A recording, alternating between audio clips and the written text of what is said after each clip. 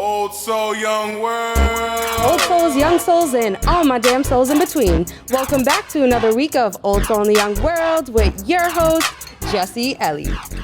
Hey! Woo! Guys, it is lit. It is popping in the studio this week. We have a very special guest, a female entrepreneur, a business owner, and a former member of the X League, and so much more. Thanks for being here, Kenia McKeon. What's poppin'? Woo! Thank you guys. And we're gonna fill our cups because, you know, we're ladies and we get a little shy sometimes and we need some champagne. So that's what we both do. Do you want me to pour for you? Woo!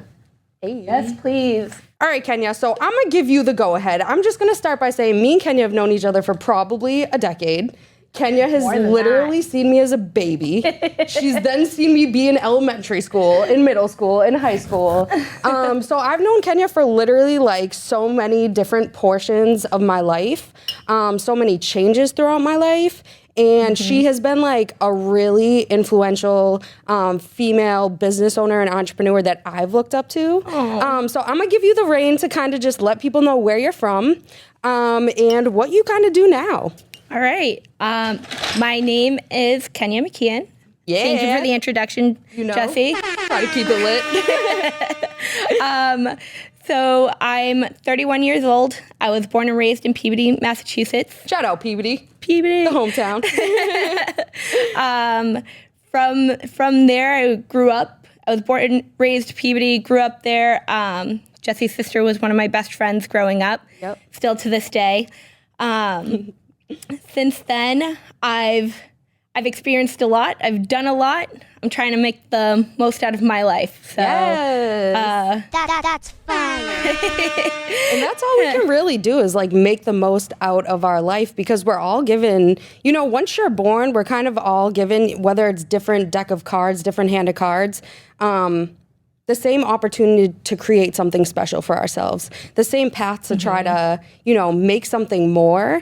And I just think the special thing about like you and what you've done is you could have probably gone down many different paths and done many different things and gone through a lot of obstacles and struggles, but you still came out where you are now, doing all of these accomplishments and now having two businesses as a female at 31. Yeah. That shit's crazy. I just got to shout you out for that. Thank you. Thank you. That's fire. It's funny because like hearing it from someone else, it sounds so much better than sometimes the way I think of it. I'm Of course. because I just stay so focused on what I'm doing that I don't think about like reflecting back on that. And you know, do you ever feel like you're your like own worst critic or kind of like you don't see yourself of like all the accomplishments you've done and everything because you're so critical, because you're like a perfectionist being a business owner and being someone who's done all these things so young? I definitely would not call myself a perfectionist because I am probably the farthest from that. But we'll say like I am definitely my worst critic. But I think it's I feel like when people say that, it's often used negatively, but it's also very positive. It's what allows you to reflect on the things that you're doing and how to fix them and, you know, how it makes you a better person or helps you grow as a person and in everything and anything that you do. So true, so true. Wow. That's fire. And, you know, I just want to get back to the basis of like how I knew you, where you were at when I first met you, and kind of like that path that you took that led to your other paths. Yeah. And you can correct me if I'm wrong, but I feel like one of your first passions was like being an athlete and being involved in sports and in fitness. Is that correct or? 100%. 100%. Being an athlete is something that I feel very strongly about. I feel like it's part of who I am. And it's funny as you go through your life and you experience different things. Like right now, I have an athlete mentality, but I don't think I'm an athlete right now. Okay. Playing sports, I'm just not playing any sports. I'm not training with like a purpose, but right now I'm like working out to maintain and just to live a healthy life, a lifestyle. Definitely. Yeah. That's fire. In health, definitely plays a part in it. But like, so being so young, like you started in high school, I feel like you were on like varsity softball teams. I think you did soccer. I mean, you can correct me, soccer, football, everything under the sun, question mark.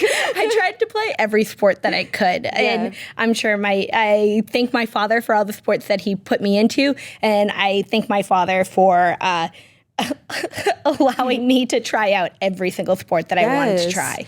And was that ever like odd from him or a pushback, like with you being, you know, because you're a beautiful female and it's like you kind of started to defy the norms of like, okay, I can look a certain way, but I can still try out for flag football or touch football or baseball or whatever it may be. Was it ever kind of like, why, Kenya? Don't you want to like dance or don't you want to like cheerlead or whatever? You know what I would say with my father, there was actually never pushback. I love that. Never pushback. It's for him, there were parts of my life where it was just my dad, my brother, and I. My older sister was older than us, so she was off to college. My mom and dad had their own things kind of going on. And so for my dad, it was actually easier for him, like schedule-wise and timing-wise, if he just put me in whatever sports my brother was doing. So, he's like, I pretty much have two boys, but one of them's really cute. Like, this is all I know how to do. So, oh, your brother's going to play football. So aren't you? But it's beautiful, too, seeing that support aspect of him not, like, giving the pushback and just, like, wanting to support a dream that you had, even if it was off from, like, quote-unquote, a normal path. You know what I mean? Yeah. And throughout the sports that you played, I remember very vividly that flag football was one that you really excelled in a lot. And you were even on, I believe, like traveling leagues. Yeah, like travel national teams. So it's called the New England Flag Football League now. Okay. It originally started in Peabody. Yes. It's blown up to be very well known in New England and parts of like a lot of parts of the country. So were you in kind of the starting of that program? Yeah. So that's what's really cool. The owner of the league, his name is Austin Bradshaw, and he's really wonderful himself. And I still have an awesome relationship with him to this day. But he was just starting the league, and when he started the league, I was the only girl in the league. What? Yeah. Are you serious? So I played. Dude, you're like a legend. So it was really cool because he was doing a lot for the kids that were playing in the programs and stuff. And so any opportunity he had to grow the league or to influence more like girls to get involved. You know, it wasn't a gender-based sport, which was really cool. It was everyone plays together, and boys, girls were on the same team. And you know what was really cool is me being a girl, often against opponents, they would think, oh, leave the girl alone. She doesn't know how to play. But instead, that was like our team's biggest like attribute was the fact that everyone would leave me alone, throw me the ball, catch it. I'm getting a touchdown. You were like the secret superhero. It's like, you didn't know about our ace card, though. We're going to whip her out at the end of the game. Exactly. Exactly. Yeah. So you didn't feel like being the only female on the team against other teams put you at a disadvantage. It kind of put you at more of an advantage. Exactly. Wow. Yeah. That's awesome. Which was really cool. And through the New England Flag Football League, I got to travel to different like NFL stadiums and play in tournaments. I've played in about 10 different stadiums.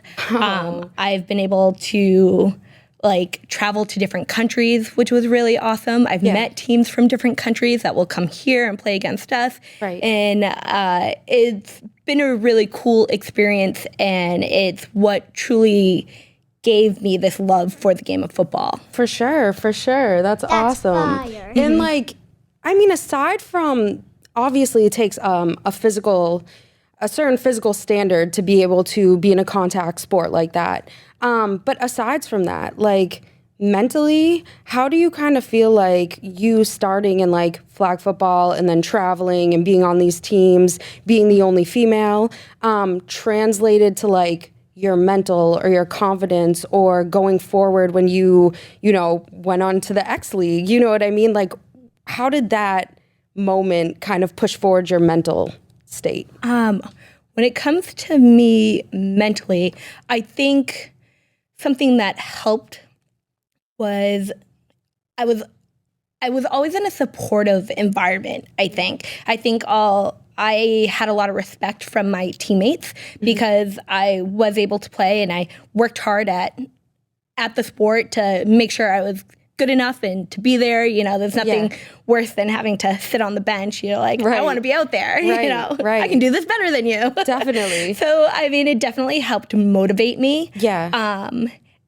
With that, and I think it just kind of helped to nurture my my competitive. I don't know what the right word is, but like I see like a winner's mindset, like a growth mindset. Yeah, for sure. And for me, I sometimes say I'm like, I might be like a crazy person or a sicko, but I'm like, I love to win. Yes. I can't help it. Yeah, and I want to be the best person in the room. I want to work so hard that like I can do that and be that person. And I just want to be the best at everything that I do. Facts. And I relate to that 100% because not in the athletic sense, but in the internal motivation sense. Because another person who's in the same position as you, who got those opportunities, they could still feel like, oh, I'm not good enough. Oh, I'm the only girl. Oh, I'm this, I'm that. But I feel like since you were little, since you were born, you had this inner strength, motivation where you, like you're saying, you want to be number one. You want to win. You want to put yourself first. And you will do what it takes, even struggle through the obstacles to get there and to be on top. Yeah. You know what I mean? For sure. And I think that all paid off when you saw yourself join like a major league tackle football team, which I'll let you go in more detail about because I don't have the best definition. But the X League, could you tell us a little bit about you joining that? Yeah, for sure. So it all even derives from flag football too. So when just getting the foundations of the game of football was wonderful for me that I had that growing up. Not many females do.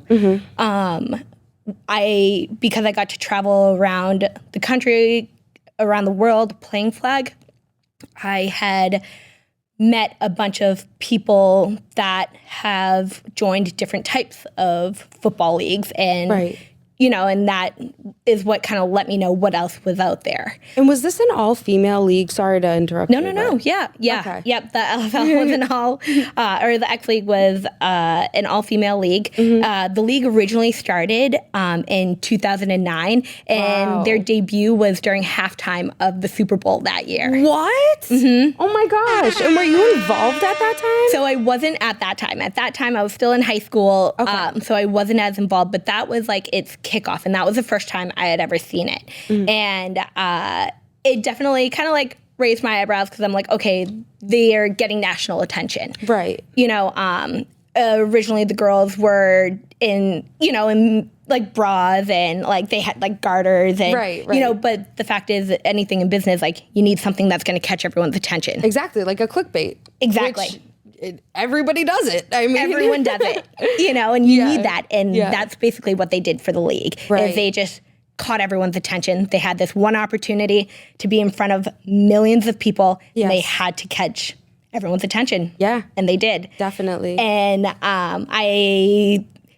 that's kind of what like raised my interest in the league. It wasn't until like a year or two later, some of my girlfriends that I was friends with from Team Mexico's national flag football team, they all started to play in a league that was funded by the, at that time, it was the LFL. Okay. And so, I'm sorry, when the LFL started, was it just in Massachusetts? But you're saying they were on a Mexico league. No, so this was like... Yeah, so it wasn't, so the X League originally started on, they were out of, I believe, Vegas. Oh, wow. And so that's where kind of like where the commission, like that's where the commissioner was, and that's where like the headquarters was. Yeah. But what they were doing was building up teams in all of these different states and countries. Got you. Wow, so, that's huge. Yeah. So some of my girlfriends started to play in Mexico, and they were like, hey, you should get involved. It's a fun game. try it out. Like, you'll really like it. Yeah. They're like, I know, like, the uniforms look like bikinis, but, you know. And was that, like, something when you first saw it, like, did it draw you in, like, oh, wow, it's exciting and new, or was it kind of like a self-consciousness, like, oh, I'm not sure if I want to show myself like that in that light, but I want to play the sport? Yeah. And, you know, it was definitely something I took into consideration. Yeah. But it wasn't until I met the owner of the league. His name was Mitch Mortaza, and he's a really cool person. He's very motivated. And, you know, for him, he would always tell us, he's like, guys, I know we're in the bikinis, and I know not all of you want to do this. Yeah. He's like, but there's a big picture. He's like, you know, it's going to be a slow process, but this is the highest platform for women to play football. Wow. He's like, you guys are on news channels, you guys are on, you guys are catching people's attention. Yeah. And people want to come see you play. Yep. He's like, but before we can get to the uniforms, we have to work on the quality of the game. He's like, Right. So when I joined, when they brought a team to Massachusetts, to Boston, it was the New England Liberty, we were in that phase where he was still putting all his time and his effort into making sure that the girls were being coached properly, being trained properly, making sure that they're, you know, we're bringing a good quality game. So it really was about, like, the actual sport over the look. Over the look, yes. Even though the look draws people in, and then once they get to the game, they're like, oh shit, these girls are actually talented. And, Right. And that was the thing, and that's what would keep the fan base. Right, exactly. The bikinis drew people in, but it was the actual quality of the game is what kept people engaged. Yeah. And seeing females in that light, like playing a contact sport, not just doing flag football, actually tackling each other, actually like you look at some of these girls, they have muscle on muscle. Like they are built because they're being trained and being, I call it like you're a pro athlete. Right. You know what I mean? At that profession, that level of profession. And that's what it is, like professionalism. Yeah. You know, it's even though the sexualization of it makes you interested, like we're saying, you stay because of the tactic. Exactly. Which is admirable overall for the organization. And I feel like hopefully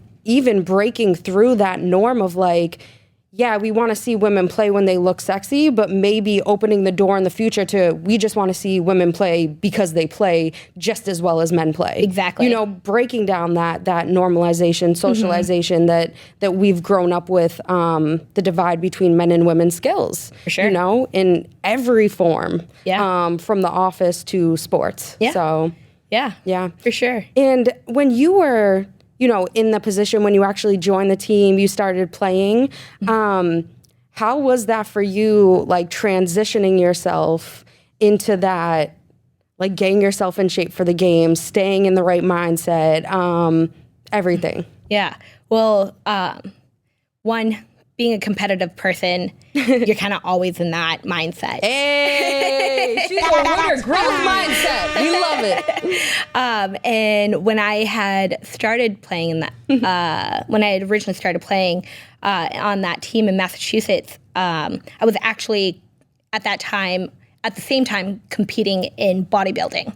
Wow, multi-talented. That's fire. And it would be funny and fun. For me, I find it fun. I don't know if Yeah. anyone else would actually find Right. it fun. But, you know, I would be sometimes in the middle of my, like, depletion, getting ready for one of my bodybuilding shows. And then I would have, like, a football game a week later, and I'd have to, where I'd be depleting. Then I'd have to, like, gain 10 pounds just so that I didn't gosh. get trucked over. Wow, that's insane. And was your body, like, you were able to figure out a process of fluctuating, like, whether it be eating habits or your workout routine? Like, what was your main go-to when you were trying to fluctuate back and forth? It was 100% nutrition. And I had a really awesome coach at the time for bodybuilding that would help me do that in a healthy manner and in a healthy way. Yeah. So she knew, she had my back, and so she'd be like, okay, this is what we need to do so that we can be here, but then we have to do this in order for you to be ready next week. Wow. And yeah, and you know, it's her and I would always have a lot of conversations about, you know, for women we have a lot of, like, I wouldn't say we have a lot, but we take into consideration our body image. Yeah, so for sure. Seeing like a 10-pound difference in a short amount of time, you're like, oh, I had a 6-pack last week. Right. Now I don't. Right. You know? And was that like mentally for you? Like, were you okay with that? Did you ever feel self-conscious? Did you feel like you were self-body shaming ever? Or did you just kind of learn to appreciate the fact that you could kind of do that? And that's what it came down to. Yeah. I was like, I felt so empowered by the fact that I could do both. And that I was comfortable in both bodies. Right. And that is something that I wish for a lot of women. Mm-hmm. And I hope that they're surrounded by like good people in their lives because, you know, athlete me looks one way. Right. Normal day to day, I'm healthy, I'm happy, I'm eating a burrito and having a margarita tonight. Body looks great. And then I'm just being healthy, being mindful of my of what I am eating and just maintaining body. All three of those people look so different. Yeah. So I like to tell people, find a range. Right. You should find a range that you're comfortable in. Right. But because so many factors are going to play in your day-to-day and in your life, so... And I think that's very important to talk about because just in general in society, like we are so hard on ourselves as females, and men are hard on themselves too. Maybe they don't talk about it as much, but it's something that we have to open the conversation to be like, you know, just because I gained 10 pounds or just because I lost 10 pounds, my mentality, my motivation, my sense of self is still the same. I can get back there. It's not all about how you look. It's about how you feel, the strength, being healthy, and your fitness. You know what I mean? And I feel like too, with everything you just said, from physically to mentally to training, the big word that keeps popping in my mind is discipline. And like with all pro athletes, with all sports, with anyone trying to make themselves better, you have to have a disciplined mindset as well, and a self-discipline to keep yourself on track, even if you don't have that coach there, if you don't have that support, if you don't have your friends there, keeping yourself in line. Yeah. And, you know, now I just have to shout out congratulations on the 2 businesses you have. Thank you. Mr. G's Cafe and RECK Fitness in Beverly. Thank you. And I feel like that those both came from that disciplined mindset. Like, okay, how can I take what I'm learning in sports, what I'm learning in the X leagues, from transitioning back and forth with my body weights, bodybuilding, modeling, like literally we just named like 6 things that you would do in a span of a few years, to then being like, okay, now what? Now, how am I growing this and what am I doing with it? Yeah. And you took that and you kind of transitioned, you know, your passions into your purpose. Yeah. So could you tell us a little bit about which one of those businesses came first, and how, you know, that discipline mindset played into you starting those? Yeah. When it comes to... I mean, I know you've been at Mr. G's for mad long, though, so I'm going to just say that. There's a lot of history with Mr. G's. There's a lot of history, for sure. Yeah. And, you know, I always think about how I got to where I'm at now. And, you know, Mr. G's, I had been there. It was my first job growing up. I started working there when I was 15 years old. And I would go to school all day, run down to the bottom of the hill, work for a couple hours, go back up, play a sport, come back down, work for a few more hours, you know? So it was a big part of my life. And I stayed there forever because I loved everyone that I worked with. Everyone was my family. Right. So and for anyone who doesn't know, it's a very close-knit, like, family pizza shop, like a home, local town type shop. Yeah. Lots of love, generations of family that have run it. And Kenya, I feel like, became part of that family, which is cool. Yeah, for sure. And the owner, Kat, she has the same mindset as me. So she's got that winner mentality, and she's like, you know, you just got to put your head down and you just grind, and this is what you got to do. And everyone there was like that. So I enjoyed that environment. Right. Because everyone around me was doing the same thing as me. Everyone, even though it was like just a pizza shop, but it was it was a lot of work, and you had to work hard. Yeah. And at the same time, you, you're going to school, you're doing your sports, and you're working there Yeah. at a young age. Like, that's not easy to maintain at the same time. Yeah. So I became part of the family that owned Mr. G's. So a few years ago, as they were looking to retire, they had given me that option. And it's not just me, because I couldn't do it without my partners. I've got my 2 partners and my boyfriend, Jessie, who is another partner at Mr. G's Cafe. Shout out, Jessie. That's fire. And I truly couldn't do any of that without them. Yeah. Everyone plays their role and everyone plays their part. And we have such a good relationship and a good friendship that we can talk to each other and be blunt and honest, and that's what makes good partners. And so that was Mr. G's. When it comes to RECK, my partners from Mr. G's are also my partners at RECK. Oh, really? So Katie and Corey, my 2 partners there, they same thing. So we have a great relationship that I couldn't do it without them. Right. In either business, like I could not do any of it without them. Yeah. So I think it's very important if people are gonna start their own businesses, if you're gonna have partners, it's having a partner is just like getting into a relationship. You don't just jump into a relationship with anyone.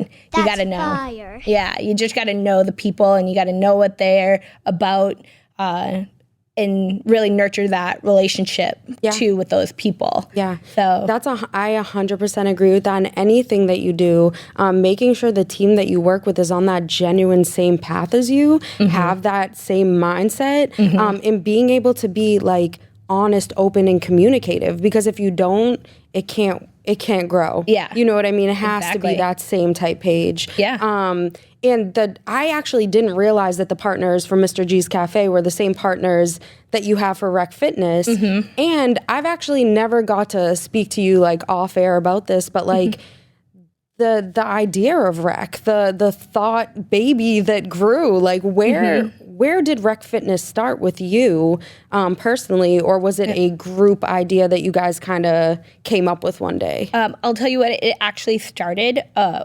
So Katie, Corey started RECK with 2 other partners. Okay. It originally started with them doing boot camps out at Salem Commons. Wow. Yeah. Okay. And so it wasn't a building, like it wasn't a gym. wasn't a gym, wasn't a Got building. you. It was something that they were doing during the summer, during the summers. And then after one summer, they had a great following. People were like, all right, what are we going to do for the winter? Like, where are we going? What are we doing? Right. So that's when they originally started RECK, and they found an indoor location, and they were able to, bring it to life, basically. Wow. Okay. At that time, I was friends with them, but I was actually still playing in the X League, and I was in Pittsburgh. Wow. So I would come home for a little bit, but then I'd spend a lot of time down in Pittsburgh as well. So I wasn't here in Massachusetts like full time. And then one time, one of their partners, as I was getting out of the league, one of their partners was looking to get out of the business. So they had presented me with that opportunity and brought me in. That's amazing. Yeah. That's fire. And you know, I personally feel like everything that we go through in life, whether it's obstacles, struggles, things when we were young, things growing up, that everything really does lead to a point or a purpose. Do you feel like when you were offered with that opportunity at RECK, it was kind of like a full circle of being able to combine what you love doing your whole life, which is like being an athlete, helping, you know, other people be athletes or be motivated. And now you kind of get to be at the forefront of doing that. Yeah. Did you feel like that when you got that opportunity? Yeah, for sure. I mean, we were already friends, so we already had a Yeah. good foundation with our friendship. So I think them at that time, I was helping them teach like a class like once or twice a week. Yeah. So I think they knew where I stood. They knew I work hard. I'm determined. I'll I'll do the best job that I can do for them. Right. And they know that I would support them, Right. you know, and support sure. their business. And, you know, we've created such a wonderful environment and such a wonderful thing. And Yes. Yeah. And what kind of actual classes do you guys offer at RECK? And do you actually instruct them, or do you do more behind the scenes stuff or like personal training? What does that look like on your end? Yeah, so for the gym itself, it is a boutique style, so we run mostly classes. We start classes from 5 a.m. and we go until 7 p.m. or 8 p.m. at night. Wow, so there's options. That's plenty of options, and all the classes change. We run, we do strength training classes, cardio, core, boxing. We offer yoga. What else? I actually just want to bring up, I think it was on a recent Instagram post you guys put up or on your website, but it was like a youth program I think you're going to be starting up soon. Yeah. Or maybe it already started. Yeah, so we run a youth program as well for a lot of the local kids in the area, and we teach them how to basically learn how to train themselves. And, you know, there's a progression to it. We go from elementary school to middle school to high school. So we've got kids that have started with us at elementary school, and now they're in high school, and it's Wow. and it's fun to see them grow as athletes. That's huge. Yeah. Do you feel like, you know, when you were an athlete, when you were younger, that, you know, you kind of had a program like RECK that you were able to like, be involved in or have that like supportive community type style? You know what? I don't. When I grew up, I didn't have something like RECK, which I think was part of the motivation to have that. Yeah. That's I feel that for sure. I feel that. And you know, what is it, Kenya? Like, what actually do you feel like it is that keeps you motivated to be doing all of these things? I know that's hard to define because self-motivation is different for everyone and it really is subjective. But I just feel like you've always been such a go-getter, and I feel like you have a secret key to something. You know, I don't know what it is exactly. I know that the things that I put my heart into, I'm very passionate for. Yeah. And so I want them to be the best things that they can be. So, Yes. And what keeps me going is, I think, wanting to get, I think I said it at the beginning, but like I want to get the most out of this one life that I have. Right. So that's why I want to try different things. I want to do different things. I want to see what this world kind of has to offer. And I think that's what motivates me. And I want to see how good I can be at that thing. Hey, we love that. And, That's fun. you know, right now in your life, in your career, where you're at with your businesses, where you're at with yourself, your fitness, are there any short-term, long-term goals, anything in the works that you're kind of moving towards as a personal self? Or are you kind of like just building where you're at currently? I mean, I'm still building where I'm at, but where I would like to grow a little bit into is I've actually started to dabble a little bit with like real estate. Has kind of like Whoa, what? like piqued my interest. That's crazy. Like not being like a realtor, but buying real estate. Yeah.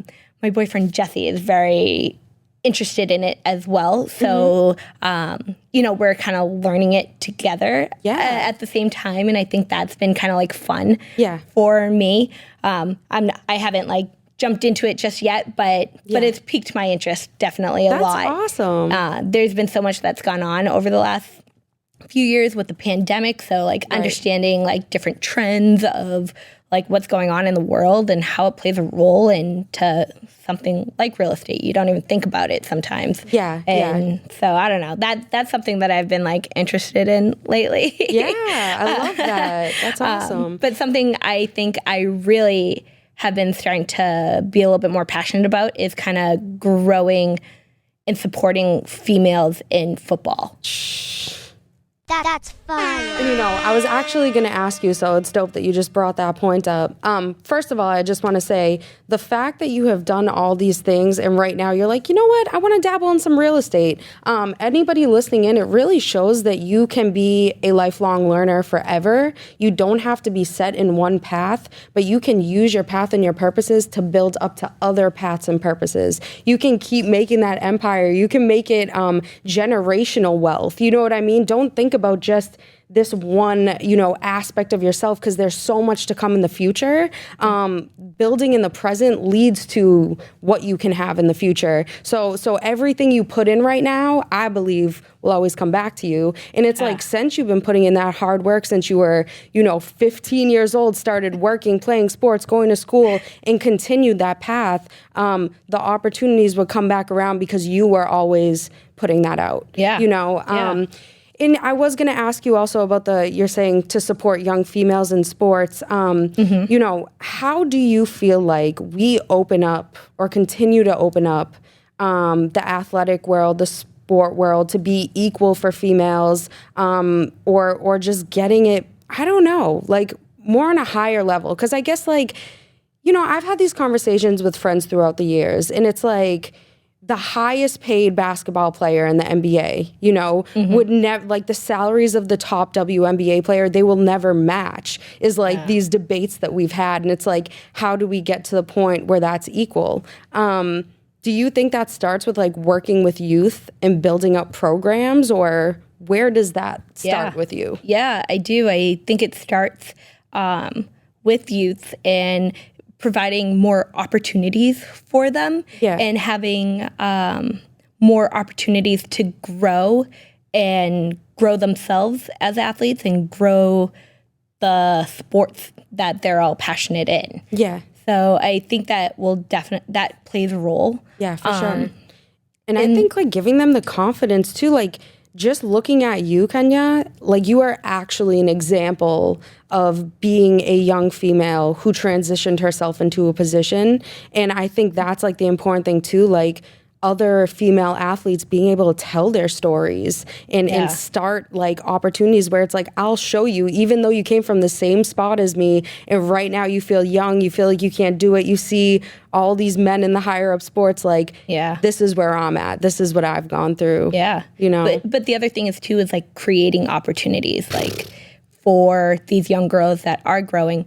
Now what? Where do they go after that? And what happens next for them? Definitely. One of a couple of cool things that are going on in the world now for girls and playing football or flag football. So for most girls, they would play until they were about 18, and then there's a drop off for about a few years because girls will play flag and then go to college and they might play their whatever sport that they played in high school, because there isn't an opportunity for these girls to play flag football in college. Yeah. Until over the last year or so, they've started D1 programs for flag football for females. Wow. And unfortunately, they're not up here, and there's only a handful of those schools that are offering that. Yeah. And they're mostly down south. But the fact is, there were women leading the way that helped allow that to happen. So these young girls that are coming up now, they have a really cool opportunity that I never had. Yes. That they're going to be able to go to college, play a D1 sport, right, and continue that discipline, continue the craft, continue the sport. And then after that, hopefully they'll have an opportunity after that to go play for a national league or a national team. And, we just have to keep growing, and we have to keep paving this way and be thankful for the women before us. And, and we hope that it translates down to these young girls that are starting now. And I hope that they will continue what we're starting. So. Definitely. And supporting teams like the X League and things that have come up from the very start. It's when you get bricks, build your empire off of those bricks, and it takes one by one by one by one. But keeping stuff like that alive in your community is so important. And I don't know, maybe a Kenya RECK football team in the future. I'm seeing things. I can see it. That's awesome though, Kenia. And I just, from your perspective as like a businesswoman, as an entrepreneur, somebody who, you know, is trying to keep doing their own thing and keep starting their own things, how important is it to you, like on the behind the scenes of making connections and networking and following up with those for what you've like accomplished so far? For me, I feel like networking is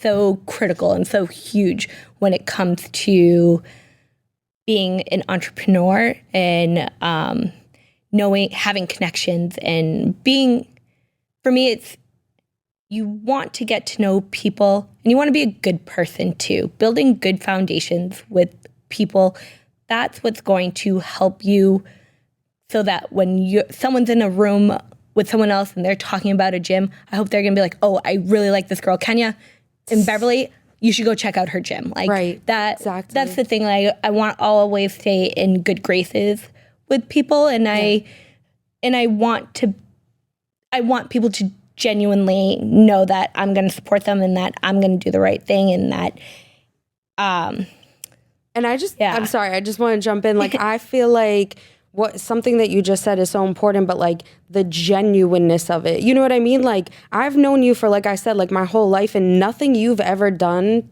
that I've known about has ever been fake, has ever been selfish, has ever been negative. Do you know what I mean? Just all the vibes that you put out from your businesses to like the conversations you have, like it's just always positive, always, like I'm saying, that growth mentality. And I really feel like that manifestation of, like you're saying, like if you put that out to every single person you're talking to, if you always come from a loving mindset, a loving communication instead of hate, instead of negative, instead of unconfident, instead of self-doubt, you know, that's already paving that path for others to be like, yeah, we want her on our team because she's projecting positive energy. Right.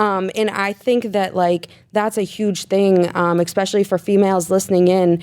We take a lot, you know what I mean, throughout our lives, whether it be judgment, whether it just be opinions or whatever, or just being in the minority gender. You know, we deal and struggle with a lot. And for young females listening in, it's important to be able to, no matter what you're going through, still pull that motivation, pull that self-love out and project that, you know, because hate only builds more hate. And love and positivity can build a purpose and can build something like you're starting now that we can show to future generations. Yeah. So again, I just have to shout you out. Thank you. And before we get out of here, Kenia, I ask all my guests who come on the show a question. And just from knowing you, like I've said, I feel like you're a different type of female, that you have a really special heart, soul, and mindset. And I'm just wondering what it means to you to be an old soul in a young world, or just having an old soul at all, even if you don't personally feel like that. Yeah. I know it's a big question. Yeah, it is. That's a tough question. I know it is. But it's a good question. Yes. You know, I think my old soul, like the characteristic I can think about myself is that I care, and I care a lot for the people around me, and I care a lot about the people that I love and what they're doing, and I want to make sure that they know that I'm always busy and I can't always be around, but I want them to know that even from afar, I'm still rooting for you, I'm still thinking about you, and I wishing the best for you. Yes. And I think that's something that a lot of people, I think today, don't really have. I don't find a lot of people to be that genuine or to care enough. And I get it. Everyone has like their own things going on, but I think it's also very important, like to keep that going. And like you were saying earlier, just putting that type of energy out in the world, because, you know, positive energy is contagious. So putting that out there and 100%. Surrounding yourself with that, I think is big, and it's just going to make everyone around you better people. Yes. That's fun. And I appreciate you saying that so much, because you're right. Like, caring and empathy is such a unique trait and a rare trait in people nowadays because, you know, the world's so chaotic. There's so much going on. There's so much struggles and so much things that can, you know, get under your skin that sometimes we let the external affect the internal so much that we're no longer ourselves. When you have that caring self, that caring mentality, it is a genuine old soul trait because you mean it. You know what I mean? Yeah. And everyone around you can feel that you mean it too. Yeah. Like I said, it's never fake with you. It's always genuine. So I just appreciate your vibes. I appreciate your energy. You know, everything that you've started, the example that you've set for young women through football leagues up to, you know, starting your own business in a food industry and a fitness industry, and, you know, touching a lot of different bases. And I just want to give you the opportunity to let people know, you know, where they can check you out online, how they can follow what you're doing in the future, RECK Fitness, Mr. G's Cafe, all that good stuff. Put all the plugs in. All right. I mean, check us out. You can follow me personally on Instagram at Kenia McKeon. You can follow RECK Fitness. It's also at RECK Fitness on Instagram and on Facebook. We're jumping onto TikTok now, so check us out. Hey. Shout out Katie, because she's been killing it. And then you can also find the Mr. G's Cafe, also on Instagram and Facebook. That's fire. Awesome. Thank you very much. Thank you so much, Kenia, for being here. Thank as you for always. having me. Yes. I just want to shout you out. You've been saying all these nice things about me. I'm like, check this out. This is so wonderful. Girl. And you are such an old soul in a young world. And it's so funny because, and like, I just have to end on this note. Like I said, like, Kenia has literally known me since before I knew I had a purpose. You know, Kenia knew me, probably didn't even know when I was going through depression, and she probably didn't even know that, but she was still there, and she was being a constant female that I always looked up to out of all of my sister's friends as a mentor, and as somebody who's doing a big thing. And that's why I was like, yo, I have to have her on the show. I don't care when it is, but I know one day we're going to chop it up. I'm just so proud of everything that you've done. This is so wonderful. And Thanks, I love watching your material and your stuff. And, Thank you. you know, just keep doing your thing. You know, it's positive female entrepreneurs and examples that we are going to lead other people to want to do the same. So anybody listening in, I just want y'all to know what I've done, what Kenia's done, what we've built over the years. It hasn't been easy. It doesn't mean that we haven't struggled. It doesn't mean things haven't gone wrong in between, but we've learned from that, and we've built better, and we've become better people from it. So again, Kenia, thank you so much. Everybody tuning in, make sure you guys over the next week, go check out Mr. G's Cafe, go support RECK Fitness, go check out Kenia. She's doing so much great stuff in the community and beyond for the future of young females, athletes, entrepreneurs, and everything in between. And make sure you guys tune in with me next week on Old Soul in the Young World with your host, Jessie, Elly.